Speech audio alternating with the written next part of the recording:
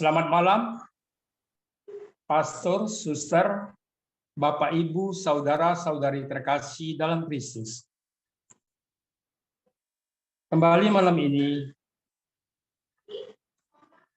kita boleh bersama-sama berdoa hari ke-6 penyembahan menghormati luka Yesus.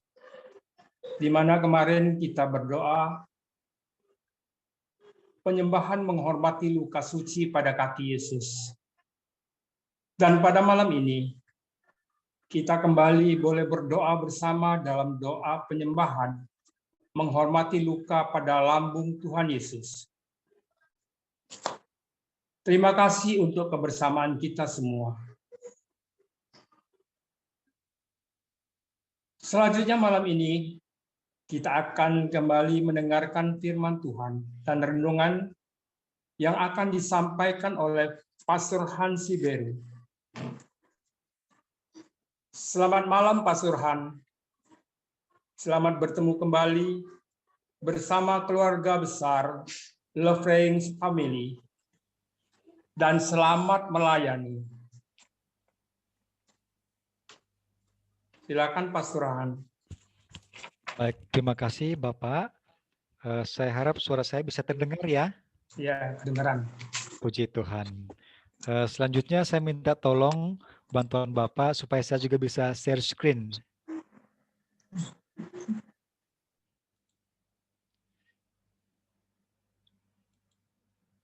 Oke.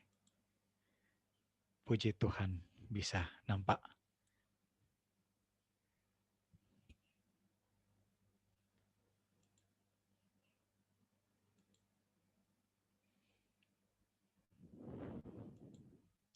Oke, Bapak Ibu, saudara-saudara yang terkasih, sekali lagi selamat malam untuk kita semua.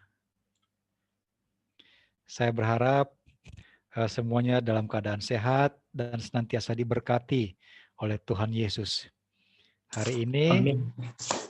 seperti yang tadi sudah disampaikan bahwa kita akan bersama-sama merenungkan kemurahan, kebaikan Tuhan yang Tuhan berikan kepada kita lewat penghormatan kepada lambung Yesus yang terluka. Dan bacaan yang ditawarkan kepada kita atau kita renungkan adalah satu ayat kutipan dari Injil Yohanes pasal 19 ayat ke-34. Tetapi sekali lagi sebelum kita melanjutkan di dalam permenungan sederhana ini, saya mengajak kita untuk hening sejenak. Kita memohon kehadiran Allah Roh Kudus untuk membuka hati dan pikiran kita masing-masing agar kita sungguh-sungguh dimampukan memahami atau menerima firman Tuhan yang disampaikan kepada kita pada malam hari ini. Kita berdoa, ya Tuhan Yesus Kristus, Engkau yang telah rela terluka, Engkau yang rela menanggung derita dan kesakitan untuk menolong kami, untuk membebaskan kami, untuk menyelamatkan kami. Bantulah kami dengan rahmat Roh Kudus-Mu, agar malam ini kami mampu meresapi firman-Mu yang kami dengarkan dan kami bacakan, agar kami mampu menghormati deritamu, luka-lukamu secara pantas, lewat mana Engkau telah menyelamatkan kami. Kami memuji Dikau kini dan sepanjang masa. Amin. Baik, Injil yang sudah tersedia di depan kita, Injil Yohanes pasal 19 ayat 34. Saya bacakan. Tetapi seorang dari antara prajurit itu menikam lambungnya dengan tombak, dan segera mengalir keluar darah dan air. Saudara-saudariku yang terkasih, tentu saja kita sudah menginsafi, memahami kenapa Tuhan Yesus ditikam ketika ditergantung di kayu salib. Dari kisah Injil yang kita pernah baca atau kita pernah dengar, kita tahu bahwa tikaman yang dilakukan kepada tubuh Yesus adalah untuk memastikan kematian Yesus sebagai orang yang dianggap sebagai orang terhukum pada saat itu atau orang hukuman pada saat itu. Ketika Sabat hampir tiba, semua jenazah harus diturunkan. Tetapi karena ada yang belum sampai meregang nyawa, maka prajurit mematahkan kakinya, tulang kakinya agar kematian segera mereka jelang. Tetapi ketika tiba pada Yesus, mereka mendapati bahwa dia telah meninggal. Tetapi untuk memastikan itu, sebuah atau sebilah tombak lembing ditusukkan ke tubuhnya, ke lambungnya, supaya semakin yakin bahwa dia telah meninggal. Dan kitab suci memberi kesaksian bahwa setelah peristiwa itu terjadi penikaman kepada Yesus, maka keluarlah darah dan air memancar dari luka yang terbuka. Kitab suci mengatakan sekali lagi bahwa tangan dan kaki Yesus tidak jadi dipatahkan.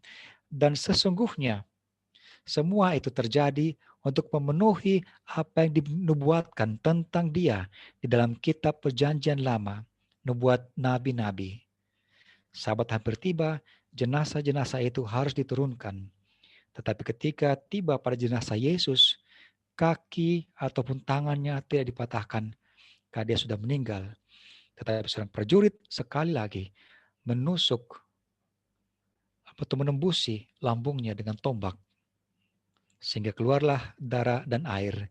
Dengan ini semakin yakinlah bahwa sungguh-sungguh apa yang dialami oleh Tuhan Yesus dinubuatkan dalam kitab suci adalah kehendak Allah, bahwa lewat hal itu, lewat kurban itu, keselamatan boleh dialami bagi manusia yang percaya kepadanya. Sekedar berbagi informasi tentang nama prajurit yang menikam lambung Yesus. Tentu saja di dalam kitab suci tidak ada pernah ditulis siapa nama tokoh itu atau prajurit itu. Akan tetapi dari tradisi Kristen dikatakan bahwa nama prajurit yang menikam lambung Yesus adalah Longinus. Dan nama ini ditemukan dalam tulisan apokrif. Apokrif itu adalah catatan-catatan atau kitab-kitab atau tulisan-tulisan yang tidak diterima sebagai kitab suci. Di dalam sebuah apokrif yang bernama The Act of Pilate, the 16, buku yang ke-16, ayat yang pasal yang ke-7, di sana tertulis nama dari prajurit itu, Longinus. Kemungkinan besar berasal dari kata Yunani, lok, yang berarti tombak. Dan kata itu sendiri yang dipakai di dalam Yohanes 19 ayat 34 tadi. Nama dari prajurit itu adalah Longinus. Saya mencoba merenungkan secara sederhana mengapa nama itu tidak tertulis. Bagi saya pribadi, atau mungkin juga bagi kita sekalian, kita boleh memasang nama kita masing-masing sebagai prajurit itu yang menikam lambung Yesus. Kenapa? Karena dosa-dosa kita lah yang membuat kita, dia ditikam, dia menderita. Nah itu saya tulis untuk refleksi kita masing-masing. Bahwa dosa-dosa kita yang menyebabkan dia menderita, Yesus tertikam, Yesus terluka. Dan ini sesuai dengan apa yang dinubuatkan dalam kitab Nabi Yesaya. Tetapi dia tertikam oleh karena pemberontakan kita. Dia diremukkan oleh karena kejahatan kita. Ganjaran yang mendatangkan keselamatan bagi kita ditimpakan kepadanya. Dan oleh bilur-bilurnya kita menjadi sembuh. Sekali lagi, ini hanya untuk permenungan diri kita masing-masing, pribadi kita masing-masing. Bahwa oleh karena dosa-dosa kita, pelanggaran kita, kesalahan kita yang kerap kita buat, sadar atau tidak sadar, itulah yang menyebabkan Yesus menderita, Yesus terluka dan disengsarakan.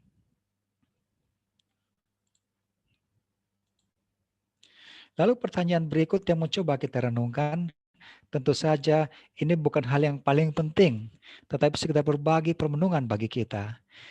Lambung Yesus yang tertikam itu sebelah kiri atau sebelah kanan. Ada sebuah Injil Yohanes versi Ethiopia dan sebuah tulisan apokrif yang tadi, The Acts of Pilate. Di sana dikatakan bahwa bagian atau sisi lambung Yesus yang tertusuk adalah sisi sebelah kanan. Dan gambaran itu didukung oleh kain kafan dari Turin yang menunjukkan bahwa lambung yang tertikam adalah sisi sebelah kanan. Lambung sebelah kanan, sisi sebelah kanan dari Yesus. Tetapi jika memang benar lambung bagian kanan yang ditikam, hal itu menimbulkan kesulitan. Sebab tindakan menusuk lambung Yesus seperti dilakukan pada Yesus mungkin merupakan suatu usaha untuk mengetahui apakah terhukum benar-benar sudah mati. Apakah Yesus benar-benar sudah mati. Dan jika si terhukum belum mati, tindakan ini menusuk itu dimaksudkan untuk mempercepat kematian dengan menikam bagian jantung. Maka jika benar Yesus belum mati, seharusnya tikaman itu bukan pada sebelah kanan, tetapi pada sebelah kiri, karena jantung kita berada di sebelah kiri. Rekonstruksi kain kafan dari Turin menunjukkan bahwa ujung tombak tidak mencapai jantung. Kalau begitu, barangkali ada alasan yang masuk akal mengapa dikatakan lambung kanan Yesus yang ditusuk. Sekedar dipahami bahwa prajurit Romawi sudah terbiasa menikam lewat bagian kanan karena bagian kiri musuh selalu terlindung oleh perisai. Sehingga mereka menikam cenderung ke kanan. Dan ini mengandaikan bahwa sulit menentukan mana yang benar. Apakah kiri ataukah yang kanan.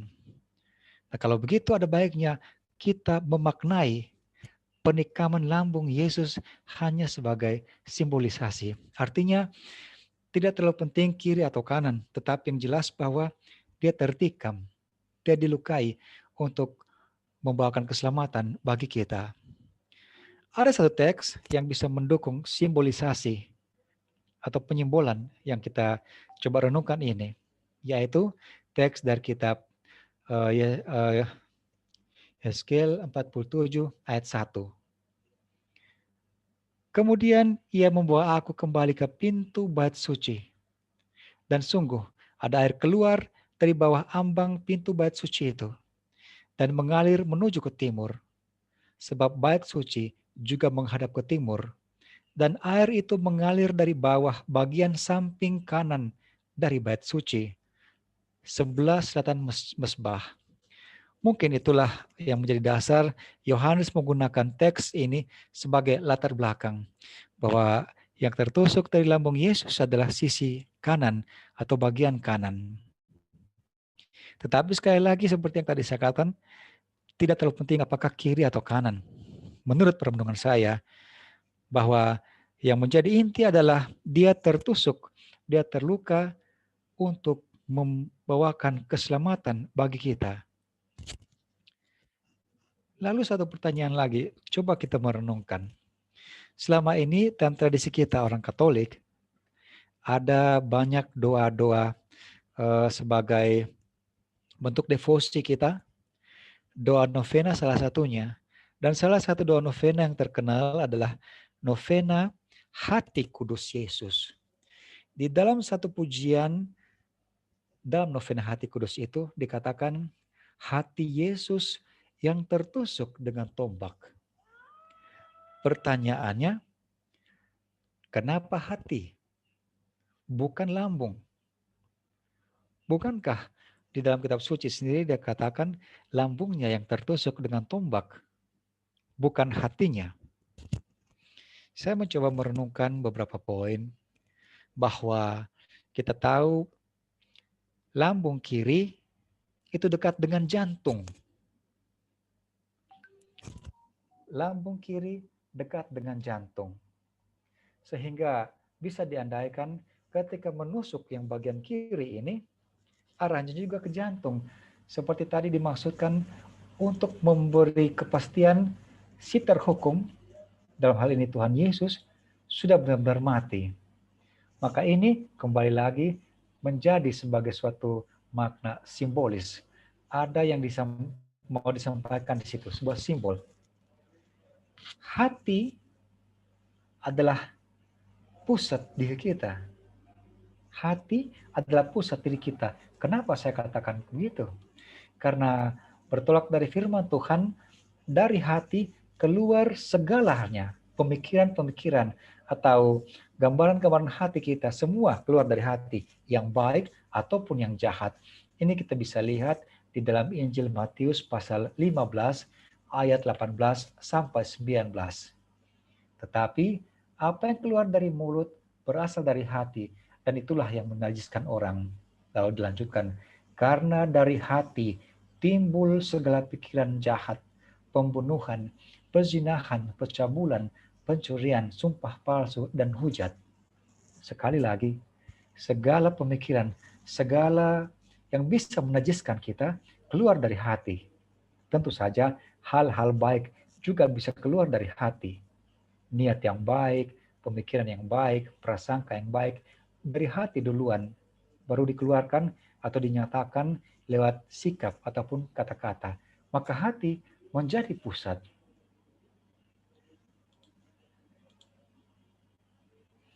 Membiarkan hatinya terluka dalam permenungan saya melihat itu sebagai sebuah bentuk pengorbanan yang tulus.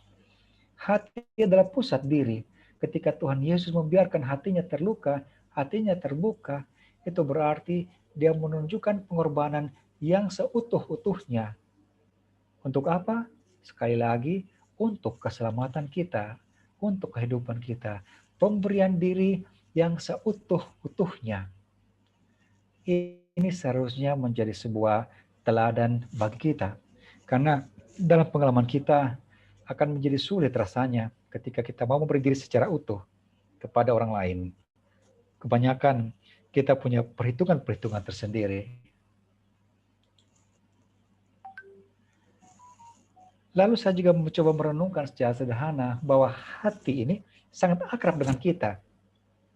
Sering kita mendengar kata jantung hati, buah hati, untuk menggambarkan sesuatu yang kita sayang, sesuatu yang kita cintai. Mungkin itu salah satu alasannya. Di dalam bahasa Indonesia, kita lebih mengenal dengan hati Yesus yang tertusuk. Bukan lambung Yesus. Hati adalah pusat diri, keseluruhan diri. Maka hati yang tertusuk mengandaikan pemberian diri yang seutuh-utuhnya kepada orang lain. Dalam hal ini kepada kita manusia. 1 Yohanes Paulus II berkata, di dalam hati kudus Yesus tersembunyi setiap harta kebijaksanaan dan pengetahuan. Di dalam hati ilahi itu berdetak kasih Allah yang tak terbatas untuk kita masing-masing. Maka ketika membiarkan dirinya, hatinya terluka, Allah menunjukkan kasih yang tidak terbatas untuk kita manusia. Tiada kasih yang lebih besar daripada kasih seseorang yang menyerahkan nyawanya untuk sahabat-sahabatnya. Itu yang menjadi permenungan saya, bahwa kenapa dipakai kata hati yang tertusuk, bukannya lambung yang tertusuk dengan tombak. Santo Agustinus pernah mengatakan seperti ini, Kristus Tuhan kita yang dalam penderitaannya memberikan kepada kita apa yang dia ambil dari kita ketika dilahirkan, dan yang dalam kekekalan telah menjadi yang paling agung di antara para imam, memberikan perintah agar kurban yang kamu lihat ini, yaitu tubuh dan darah, dipersembahkan. Sungguh, tubuhnya yang ditikam dengan tombak mengalirkan air dan darah, dan dengan itu dia mengampuni dosa-dosa kita. Dengan mengingat rahmat ini dan melaksanakan keselamatan kepadamu, yang kemudian Allah bekerja dalam dirimu, mendekatlah dan ambillah bagian dari altar ini dengan takut dan gemetar. Lihatlah, dalam roti ini tubuh yang tergantung di salib, dan dalam cawan ini darah yang mengalir dari lambungnya. Darah yang mengalir dari Tuhan Yesus. Sesungguhnya darah yang tercurah dari lambung Tuhan Yesus adalah darah untuk pendamaian. Ketika kita membaca dalam kitab Imamat pasal 17 ayat 11 sampai 12, di sana dikatakan, karena nyawa makhluk ada di dalam darahnya, dan aku telah memberikan darah itu kepadamu di atas mezbah untuk mengadakan pendamaian bagi nyawamu. Karena darah mengadakan pendamaian dengan perantaraan nyawa. Itulah sebabnya aku berfirman kepada orang Israel, seorang pun di antaramu janganlah makan darah. Demikian juga orang asing yang tinggal di tengah-tengahmu tidak boleh makan darah. Darah Yesus yang dikurbankan atau dicurahkan, ditumpahkan di atas kayu salib untuk memberikan damai, untuk membawa pendamaian bagi kita. Mungkin kita masih ingat di dalam peristiwa malam Paskah selalu dibacakan kisah orang Israel bahwa di setiap jenang pintu rumah mereka ditandai dengan darah anak domba. Maka pada saat itu malaikat tidak akan mengambil nyawa dari setiap orang atau anak sulung yang pintu rumahnya ditandai atau jenang pintunya ditandai dengan darah anak domba. Maka darah ini, darah yang tercurah dari lambung Yesus adalah untuk mendamaikan, membawa pendamaian bagi kita. Dan darah Yesus yang tercurah di kayu salib adalah untuk perjanjian yang kekal. Bahwa keselamatan Allah berikan kepada manusia dalam darah Yesus. Kita lihat di dalam surat kepada orang Ibrani pasal 13 ayat 20 sampai 21. Di sana dikatakan demikian. Maka Allah memberi damai sejahtera yang oleh darah perjanjian yang kekal telah membawa kembali dari antara orang mati Gembala Agung segala domba, yaitu Yesus Tuhan kita. Kiranya memperlengkapi kamu dengan segala yang baik untuk melakukan kehendak-Nya dan mengerjakan di dalam kita apa yang berkenan kepadanya oleh Yesus Kristus. Bagi Dialah kemuliaan sampai selama-lamanya. Amin. Darah Yesus adalah darah perjanjian. Bahwa di dalam darahnya kita telah diangkat kepada keselamatan. Kita telah dijadikan keluarga Allah sendiri. Keselamatan menjadi bagian dari apa yang dijanjikan kepada kita. Darah Yesus adalah darah perjanjian. Kalau kita ingat di dalam perayaan Ekaristi, ketika imam mengucapkan kata-kata konsekrasi terhadap anggur di dalam piala, di sana dikatakan dengan jelas, inilah darahku, darah perjanjian baru dan kekal yang ditumpahkan bagimu dan bagi semua orang demi pengampunan dosa. Maka darah Yesus adalah darah perjanjian untuk pengampunan dosa, untuk mendamaikan kita dengan Tuhan Allah sendiri. Lalu kita melihat air yang keluar dari lambung Yesus. Kita tahu bahwa di dalam Injil Yohanes ada kisah bagaimana Yesus menyatakan dirinya sebagai air hidup. Di dalam Yohanes pasal 4 ayat 13 ada tertulis, Yesus menjawab atau jawab Yesus kepadanya, barang siapa minum air ini, ia tidak akan haus lagi. Konteks dari Injil ini adalah kisah Yesus dengan wanita Samaria yang meminum air di sumur Yakub atau menimba air di sumur Yakub. Barang siapa minum air ini, ia akan haus lagi. Tetapi barang siapa minum air yang akan kuberikan kepadanya, ia tidak akan haus untuk selama-lamanya. Sebaliknya, air yang akan kuberikan kepadanya akan menjadi mata air di dalam dirinya yang terus-menerus memancar sampai ke hidup yang kekal. Yesus sendirilah air itu. Air yang diberikan akan memberikan kesegaran sebagai sumber hidup. Maka ketika kita merenungkan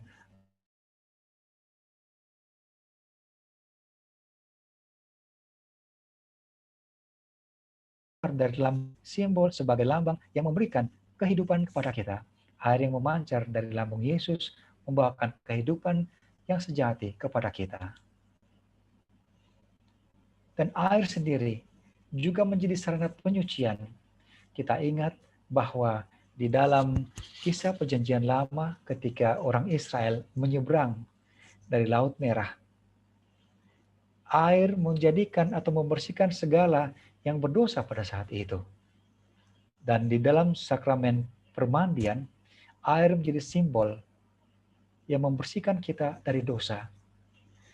Kita ingat di dalam sakramen pembaptisan, pada zaman dulu dikatakan bahwa pembaptisan atau permandian yang dilakukan adalah dengan cara menenggelamkan. Baptis dari sebuah kata berbahasa Yunani baptizein yang artinya menenggelamkan. Ketika orang tenggelam di dalam air, tentu saja dia akan mati.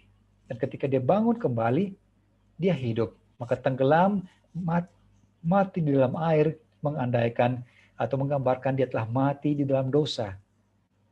Dan ketika bangun kembali, dia dibersihkan, dia mengalami hidup yang baru. Air membersihkan, air menyucikan. Darah dan air yang keluar dari lambung Yesus sebagai sumber keselamatan bagi kita.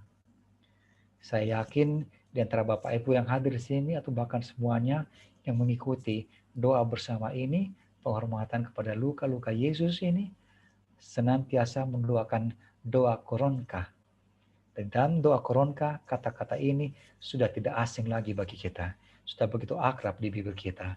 Darah dan air yang memancar dari lambung Yesus sebagai sumber keselamatan bagi kita. Darah yang keluar menggambarkan Yesus sebagai anak domba Allah, benar-benar berkorban demi keselamatan manusia.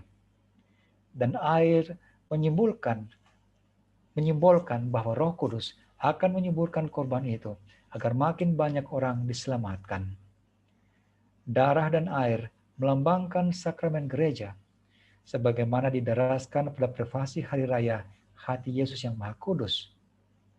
Sementara air melambangkan pembaptisan dan darah melambangkan ekaristi. Dua sakramen dasar ini adalah dasar yang menghidupi setiap orang beriman agar memperoleh keselamatan. Maka darah dan air yang keluar dari lambung Yesus sungguh-sungguh membawakan keselamatan bagi kita, sumber rahmat bagi kita. Maka saudara-saudariku, dengan menghormati luka pada lambung Yesus, saya mencoba merenungkan makna dari tindakan ini, menghormati luka pada lambung Yesus. Yang pertama, ketika kita berdoa atau menghormati luka pada lambung Yesus, itu berarti kita menyembah Allah sendiri. Karena tentu saja Yesus Tuhan kita adalah Allah yang menjelma atau Allah yang turun ke dalam dunia. Sabda kekal yang turun ke dalam dunia. Menghormati dia berarti menyembah Allah sendiri. Dan jika kita sadar bahwa itu adalah menyembah Allah, tentu kita harus memberikan penghormatan yang pantas kepada Yesus pada luka-lukanya yang membawa keselamatan bagi kita.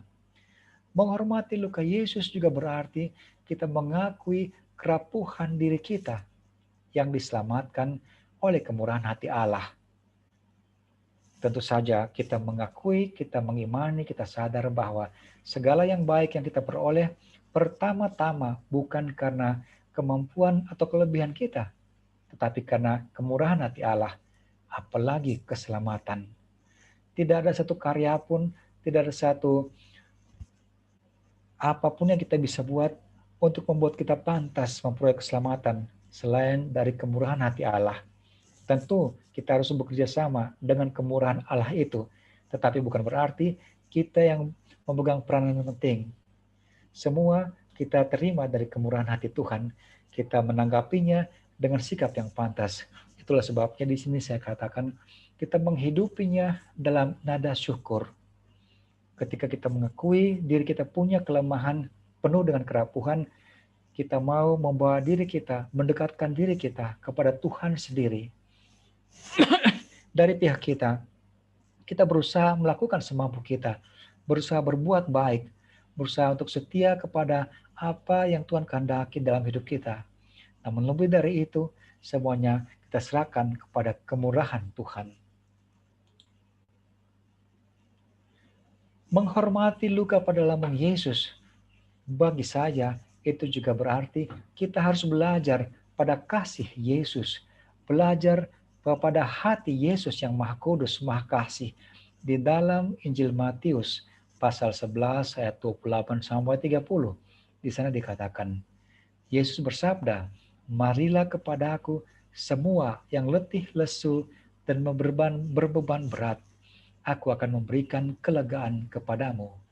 Pikulah kuk yang kupasang dan belajarlah padaku, karena aku lemah lembut dan rendah hati, dan jiwamu akan mendapat ketenangan. Sebab kuk yang kupasang itu enak, dan bebanku pun ringan." Menghormati luka pada lambung Yesus berarti kita mau senantiasa datang kepada Tuhan untuk belajar kepadanya. Tuhan mengundang kita datang kepada Dia untuk mendapatkan penghiburan, mendapatkan kelegaan. Tetapi lebih dari itu, kita mau belajar dari hatinya yang Maha Kudus. Hati yang penuh dengan pengampunan, hati yang penuh dengan pemahaman atau pengertian kepada orang lain, hati yang penuh kerelaan. Kita mencoba belajar dari hati kudus Yesus.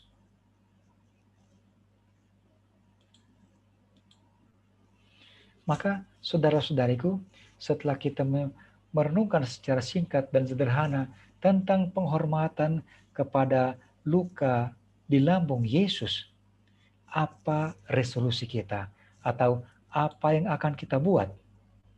Tentu saja jawabannya terpulang kepada diri kita masing-masing. Karena kita yang paling tahu tentang situasi diri kita. Kita yang paling sadar selama ini kita masing-masing sudah bersikap seperti apa. Maka kita harus membangun niat hati dan diri masing-masing.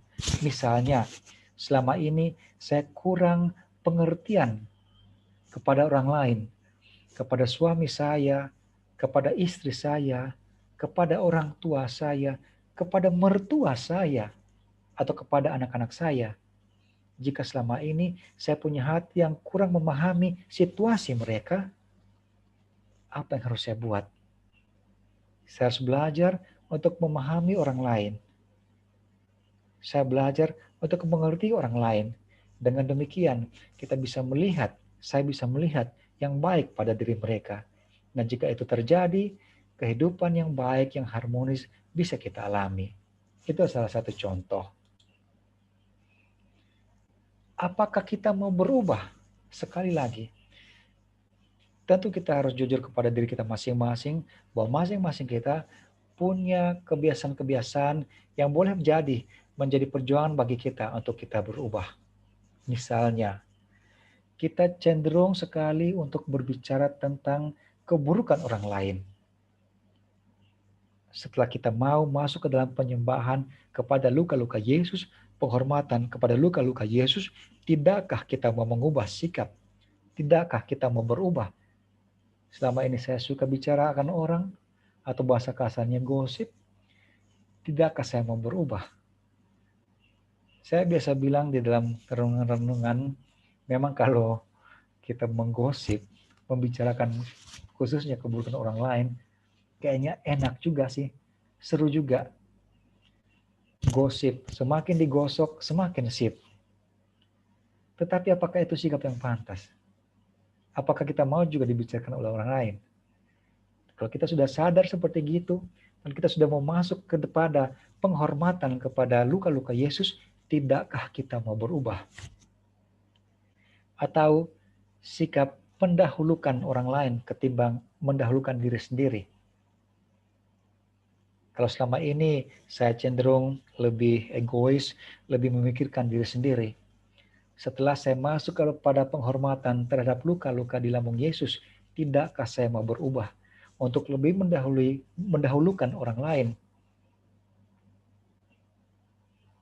Menjadi lebih altruis, mengutamakan kepentingan orang lain ketimbang diri sendiri. Selama ini saya punya kebiasaan atau kecenderungan untuk tidak berkata jujur. atau berbohong. Setelah membawa diri kepada penghormatan terhadap luka di lambung Yesus, tidakkah saya mau berubah? Untuk lebih berterus terang, lebih terbuka, lebih jujur terhadap diri sendiri, terhadap sesama saya, apakah itu suami saya, istri saya, orang tua saya, anak-anak saya, ataupun rekan-rekan sekerja saya. Mau mengadakan pembaharuan di dalam hidup. Ketika kita berubah, kita boleh mengalami bahwa hidup kita akan berbuah. Ingat kembali bahwa saat ini kita berada di dalam masa retret agung, masa prapaskah. Di dalam masa ini kita diundang kembali untuk melihat kembali hidup kita. Melihat kembali apa yang sudah kita jalani selama ini. Sejauh mana kita berjalan dalam siar hidup kita. Apakah kita sungguh-sungguh sudah berada pada track yang benar, jalan yang benar sesuai kehendak Tuhan atau tidak. Apakah kita sudah hidup sebagai anak-anak yang baik di hadapan Bapa kita? Apakah kita sudah hidup sebagai murid-murid yang setia kepada guru kita? Jika kita menemukan bahwa hidup kita belum seperti itu atau belum sebaik itu, tidakkah kita mau mengadakan pembaharuan diri? Ingat bahwa seorang pengikut harus setia pada teladan, pada contoh yang diikutinya. Artinya ketika Tuhan Yesus berjalan ke kanan, kita pun harus ikut ke kanan. Kita tidak boleh ke kiri lagi. Karena kita mengikuti dia, bukankah kita ini pengikut? Sebagai murid, tidakkah kita mau senantiasa belajar? Spiritualitas seorang murid adalah senantiasa belajar dan belajar. Apalagi kita mengakui kenyataan hidup kita, selalu ada peluang kita jatuh di dalam dosa. Maka ketika kita sudah membawa diri kita di dalam penghormatan, penyembahan kepada luka-luka di lambung Yesus, tidakkah kita mau berubah untuk menjadi lebih baik? Saudaraku, tentu saja baik saya maupun Anda sekalian tidak akan selalu mudah untuk melakukan pembaharuan diri menuju kepada yang lebih baik. Tidak selalu mudah untuk hidup menurut kehendak Tuhan. Pasti selalu ada tantangannya, ada halangannya, ada cobaannya. Bukankah ketika kita mau hidup benar di hadapan Tuhan, setan tidak akan senang. Setan akan berusaha untuk mengganggu kita, untuk menggoda kita, sehingga kita keluar dari jalan Tuhan. Kita menyimpang dari jalan Tuhan. Sebaliknya, ketika kita sudah berjalan dengan miring, tidak sesuai dengan kehendak Tuhan, tentu setan akan senang. Karena kita sudah menuju kepada kebinasaan. Oleh karena itu, di sini senantiasa memohon bantuan rahmat Tuhan. Hari-hari permenungan sebelumnya, baik Pastor Agus maupun Pastor Bona sudah membantu kita dengan permenungan tentang doa menurut tradisi kami, orang Karmel. Kita mendekati Tuhan lewat minta bantuan rahmat-Nya. Sehingga penghormatan kepada luka-luka Yesus tidak hanya terbatas ketika kita berada dalam situasi ibadah. Ibadah di gereja, di kapela, di rumah, atau ibadah bersama seperti gini, online, lewat sarana Zoom. Tetapi lebih dari itu, kita mewujudkan apa yang sudah kita doakan itu di dalam kehidupan sehari-hari. Yang sudah kita renungkan tadi. Mau merubah diri. Dia rela terluka, rela menderita, bahkan rela wafat untuk keselamatan kita.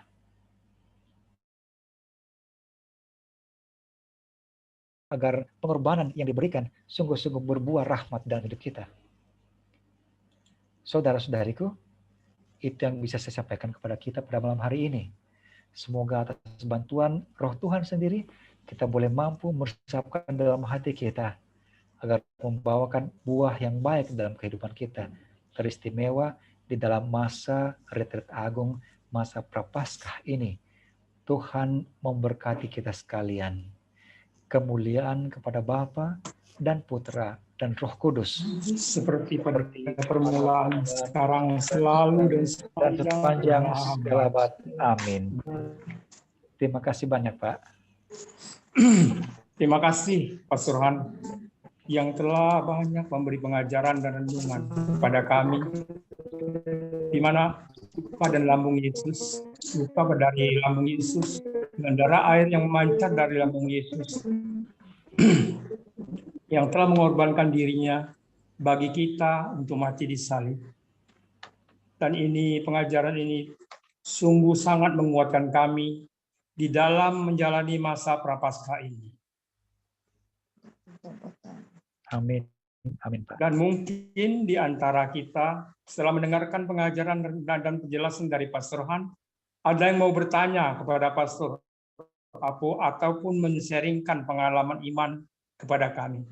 Waktu kami persilakan.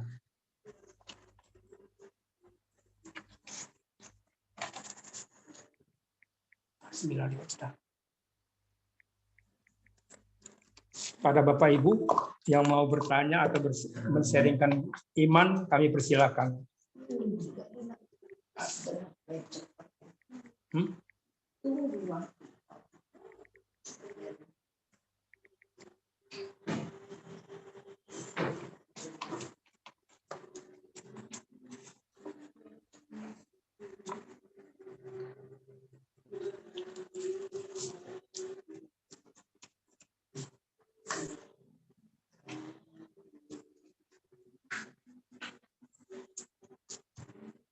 Halo semuanya. Sekali lagi selamat malam. Apakah ada yang ingin bertanya kepada Pastor Han tentang apa yang telah dijelaskan?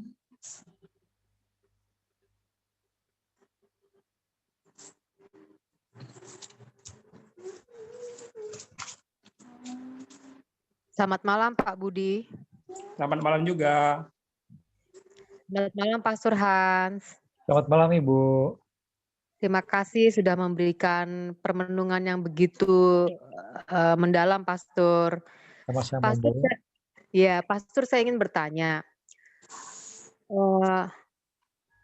batasan kasih, kalau kita mengatakan suatu kasih itu sesuatu yang menurut saya luar biasa ya, karena kita sebagai orang Kristen tentu kita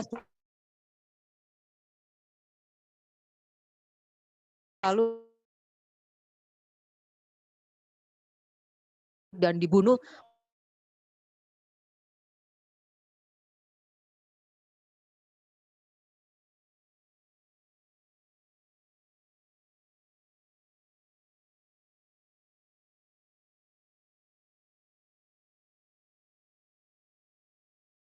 dulu ya. Kalau kita mendidik kita, mungkin ada yang dengan tangan besi. Kita dipukul, mungkin dicubit atau enggak, mungkin ya dipukul lah ya, mau pakai alat atau mau. Kenapa kita dipukul? Supaya kamu menjadi lebih.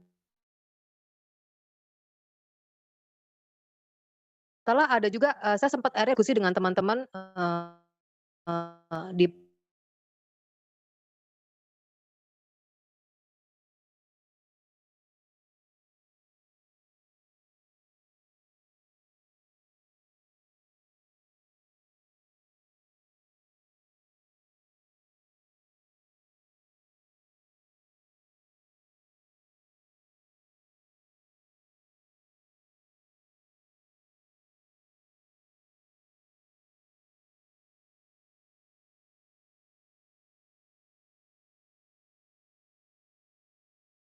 Untuk yang pertama, saya teringat juga, saya pernah bukan diskusi tapi sih, ketika kamu melihat ada seorang mengambil pisau lalu membelah dada orang, apa reaksimu?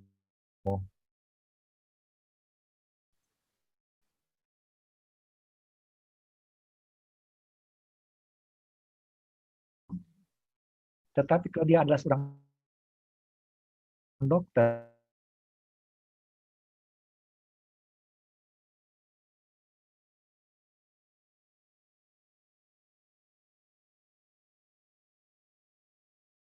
kecil mungkin orang tua kasar atau bersikap kasar keras, ya, dengan chipnya kepada kita sekalian selalu diundang untuk mengambil waktu tertentu, menyepi atau menyendiri untuk kembali merenungkan pengalaman kita. Apa yang Tuhan maksudkan di situ? Pernah terjadi sebuah kisah, ini tentu saja hanya cerita rekaan. Ada seorang bapak, istrinya sudah meninggal. Mereka memiliki saudara yang tersisa. Satu kali, kudanya itu keluar dari kandang dan lari ke hutan. Tetangga dari bapak itu begitu datang menunjukkan simpatinya, mereka bilang, aduh kasihan ya, cuman satu-satunya. Lalu bapak itu hanya diam, dia tidak tahu ini berkat atau kebencana. Beberapa hari kemudian, kuda itu pulang lagi ke rumah, pulang lagi ke kandangnya. Dan dia ternyata sendiri. Dia kembali dengan 11 ekor kuda liar. Ketika masuk ke dalam kandang, mereka segera menutup pintu. Lalu lagi-lagi tetangganya bilang, waduh, untung ya, kemarin cuma 1, sekarang 12. Lalu bapak itu bilang, ya, untung atau berkat atau bencana kita tidak tahu. Serahkan saja kepada Tuhan. Karena kudanya masih baru, anaknya yang tadi laki-laki mencoba menjinakkan, menunggang kuda-kuda itu untuk dijinakkan. Tapi sial bagi dia, karena kuda itu masih liar, kuda itu menghempaskan dia jatuh, dan kaki serta tangannya patah. Lagi-lagi, tetangganya datang dan menyatakan simpati, kasihan anaknya yang satu-satunya, tangannya patah, kakinya patah. Pada saat itu pun, daerah mereka sedang berperang dengan negeri sebelah. Jadi dari pihak kerajaan datang ke kampung itu merekrut semua pemuda untuk dijadikan prajurit. Semua pemuda di kampung itu diambil dari keluarganya, orang tuanya untuk dijadikan prajurit. Kecuali anak dari bapak itu. Maka lagi-lagi datanglah keluar tetangga dan berkata, wah enak ya, anaknya satu-satunya yang tidak dibawa. Sementara semua anak lain, pemuda lain pasti dibawa jadi prajurit. Tidak tahu bisa pulang atau tidak. Bapak itu bilang, ini berkat atau ini bencana, tidak tahu. Kita hanya bersyukur kepada Tuhan. Demikian juga dengan kisah hidup kita.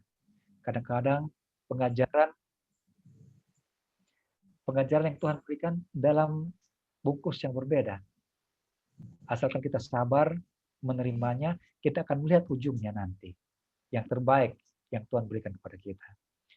Lalu yang kedua, tentang pertanyaan Ibu bahwa kita orang Katolik atau orang Kristen secara umum, kita ya ditindas atau ditekan, gereja kita dibakar, apakah kita tidak melakukan perlawanan? Lagi-lagi saya pernah bicara atau diskusi ringan dengan seorang teman waktu saya di Banda Aceh. Saya bilang, tentu saja kami orang Katolik ya, saya bicara sebagai orang Katolik, tentu saja kami juga melawan. Tetapi perlawanan kami bukan dalam bentuk demo, apalagi merusak. Tidak. Perlawanan kami yang pertama cukup elegan, lewat tulisan. Kami membuat tulisan. Dan perlawanan kami yang kedua adalah kami berlutut. Artinya kami berdoa. Karena yang sedang dirusak adalah bukan kaminya, tetapi gereja Tuhan. Dan gereja itu sendiri sesungguhnya bukan hanya bangunan belaka, tetapi diri kita sendiri. Maka perlawanan yang kami buat, itu dalam bicara saya dengan teman itu, saya bilang, perlawanan yang kami buat adalah dengan menulis, membuat tulisan, kita sudah diberikan akal oleh Tuhan. Dan yang kedua, dengan berlutut, dengan berdoa.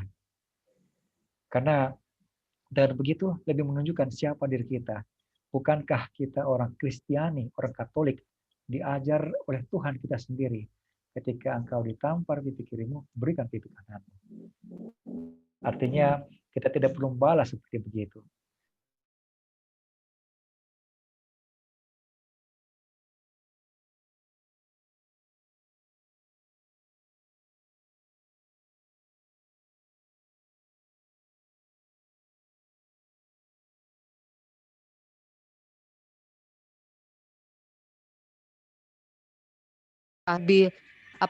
Menahan diri lagi karena melihat berapa kejadian saya jengkel sekali Pastor, apalagi yang di Ethiopia mungkin Pastor pernah dengar ya, belum lama ini Pastor ya sampai 800 orang anggota gereja Kristen di sana meninggal karena mempertahankan orang-orang yang akan masuk ke dalam suatu gereja yang diyakini ada tabut perjanjian Pastor. Masyarakat internasional Iya. kok kayaknya diem aja, itu yang bikin saya jengkel gitu.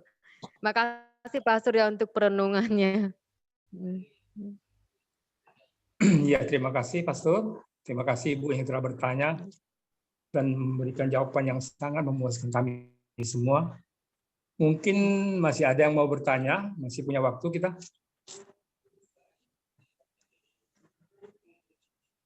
Waktu kami persilakan.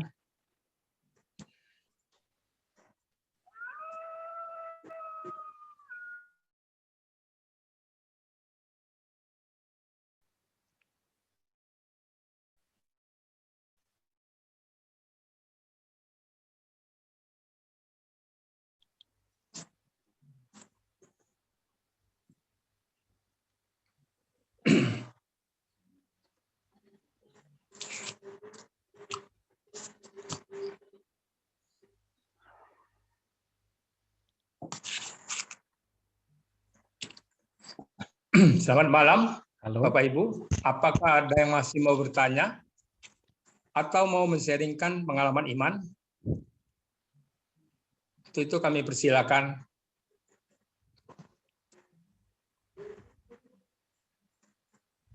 Selamat malam, Pak Rehan.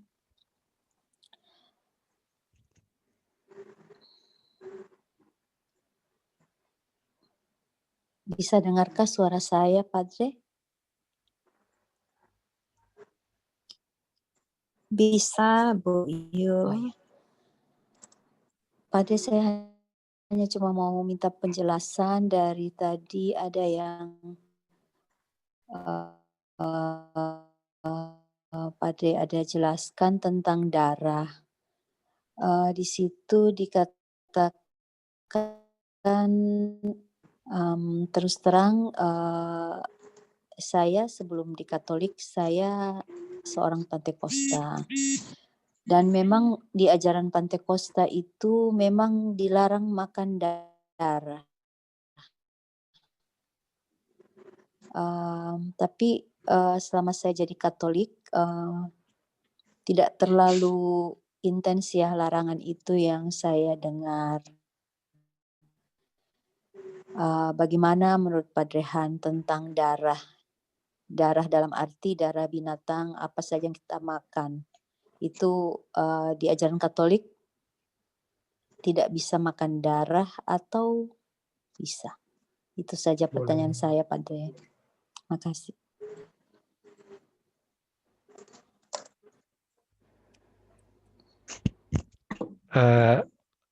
Saya mohon maaf, saya tidak bisa mendengar dengan jelas. Apakah ini pertanyaan atau sharing? Mungkin bisa diketik lewat kolom chat. Oh, boleh, Padre. Nanti saya ketik di kolom chat. Karena ini Ya. suara Ibu jelas. Tadi agak putus-putus sehingga tidak bisa saya dengar. Boleh, Padre.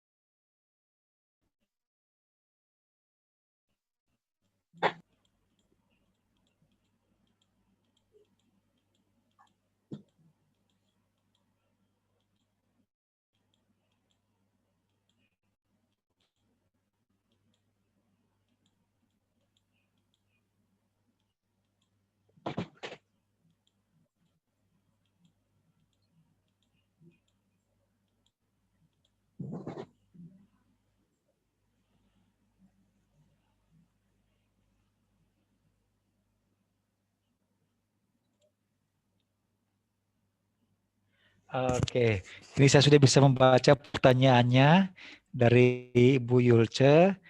Di tempat kami di Manado ada makanan babi yang dimasak dengan darah. Di daerah timur rata-rata begitu, Bu, makan dengan darah.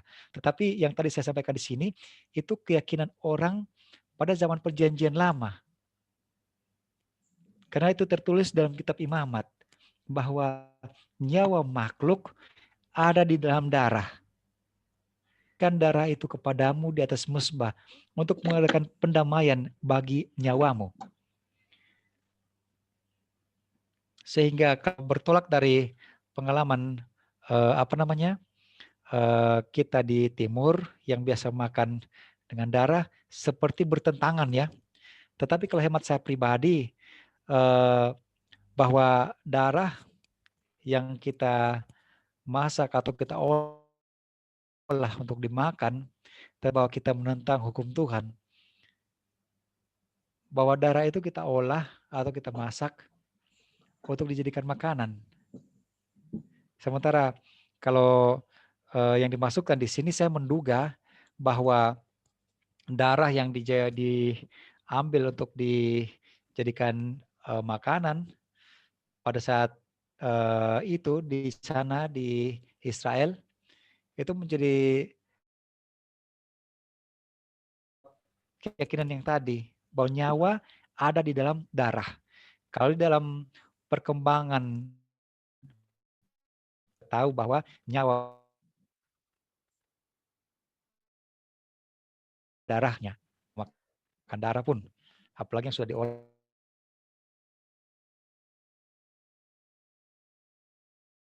saya seperti itu, Ibu Yulce.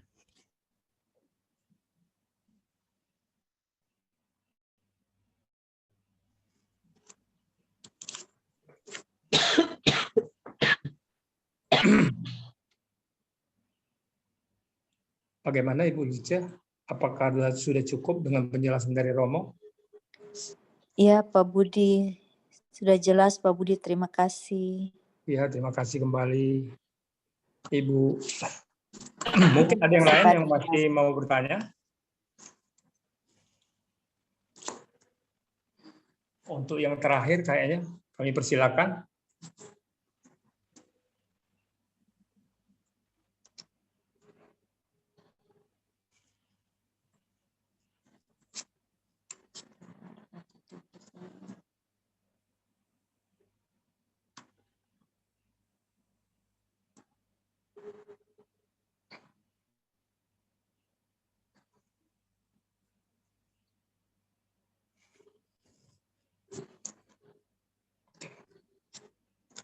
Kalau sudah tidak ada lagi, mungkin karena waktu juga sudah cukup larut malam, marilah kita akhiri pertemuan kita malam ini dengan mohon berkat dari Tuhan melalui Romo.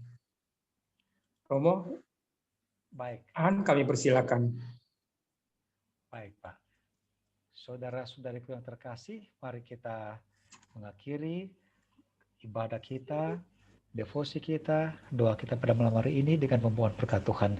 Kita berdiam diri sejenak, kita membawa ke dalam hati kita, ke dalam doa kita, orang-orang kita kasihi, anggota keluarga kita, sanak saudara, kita mohonkan berkat Tuhan untuk mereka sekalian, teristimewa untuk istirahat kita di malam hari ini.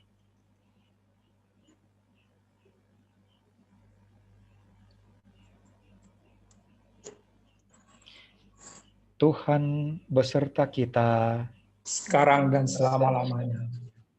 Semoga kita sekalian, semua yang kita doakan dalam ibadat singkat kita, menghormati luka-luka pada lambung Yesus, juga istirahat kita di malam hari ini, senantiasa diberkati oleh Allah yang Maha Kuasa, dalam nama Bapa dan Putra dan Roh Kudus.